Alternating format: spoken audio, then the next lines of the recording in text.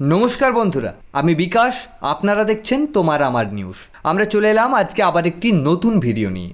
আমাদের আজকের বিশেষ প্রতিবেদন, বীরভূমে ফের নৃশংসতা। মেলায় হারিয়ে যাওয়া এক যুবতীর নিথর দেহ উদ্ধার হয় জঙ্গলে। পরিবারের দাবি, ধর্ষণ করে খুন করা হয়েছে তাকে। এই ঘটনায় রীতিমতো আতঙ্ক ছড়িয়েছে সদাইপুর ও সংলগ্ন এলাকায়। বীরভূমের সদাইপুর থানার রামমাধবপুর গ্রামের কাছের একটি জঙ্গলে স্থানীয় বাসিন্দারা দেখতে পান এক মহিলার নিথর দেহ। সঙ্গে সঙ্গে খবর দেওয়া হয় পুলিশকে। মৃতার পরিবারের দাবি, শুক্রবার রাতে বাবার সঙ্গে মেলায় গিয়েছিলেন বছর 30-এর এই যুবতী। ভিড়ে হারিয়ে যান তিনি। রাতভর খোঁজাখুঁজি করেও পাওয়া যায়নি তাকে। অবশেষে শনিবার সকালে পাওয়া যায় রক্তাক্ত দেহ। এলাকার লোকজন সাক্ষাৎকারে বলেছেন, এমন নৃশংস ঘটনা এর আগে দেখিনি। এখানেই দেহ পড়েছিল, খুব ভয় লাগছে। আমরা চাই দোষীদের কঠোর শাস্তি হোক। সদাইপুর থানার পুলিশ দেহ উদ্ধার করে পাঠিয়েছে সিউড়ি সুপার স্পেশালিটি হসপিটালে ময়না তদন্তের জন্য। পুলিশের এক আধিকারিক জানিয়েছেন, ধর্ষণের অভিযোগের ভিত্তিতে তদন্ত শুরু হয়েছে এবং ময়না তদন্তের রিপোর্ট অত্যন্ত গুরুত্ব সহকারে দেখা হচ্ছে। এই ঘটনাকে কেন্দ্র করে এলাকায় চরম উত্তেজনা। গ্রামবাসীরা অবিলম্বে দোষীদের গ্রেপ্তারির দাবি জানিয়েছেন। আতঙ্কে রয়েছে গোটা এলাকা। আরও একবার প্রশ্নের মুখে নিরাপত্তা, প্রশ্নের মুখে আইন শৃঙ্খলা। এক মেলায় গিয়ে আর ফিরে এলেন না যুবতী, ফিরল এক নিথর দেহ হয়ে।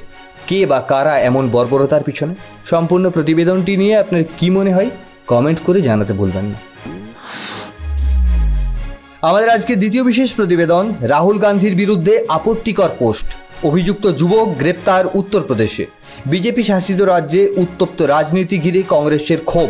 বিস্তারিত জানাচ্ছি আমাদের আজকের বিশেষ প্রতিবেদন। উত্তরপ্রদেশের সোনাভদ্র জেলা।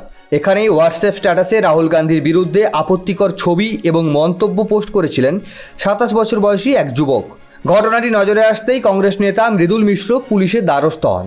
এরপরই ভারতীয় দণ্ডবিধির নির্দিষ্ট ধারায় মামলা রিজু করে পুলিশ শুরু করে তল্লাশি। শুক্রবার রাতে আনপাড়া বাজার এলাকা থেকে অভিযুক্ত যুবককে গ্রেপ্তার করে পুলিশ। এলাকার পুলিশ ফাঁড়িতে ভারপ্রাপ্ত আধিকারিক রাজেশ কুমার সিংহ জানান, অভিযোগ পাওয়ার সঙ্গে সঙ্গেই আইনি পদক্ষেপ নেওয়া হয়েছে। সোশ্যাল মিডিয়ায় অশালীন উস্কানিমূলক পোস্ট করলে কাউকে ছাড়া হবে না। ঘটনায় ক্ষোভে ফেটে পড়েছে স্থানীয় কংগ্রেসের নেতৃত্ব। অভিযুক্তদের দৃষ্টান্তমূলক শাস্তির দাবি জানিয়েছেন তারা।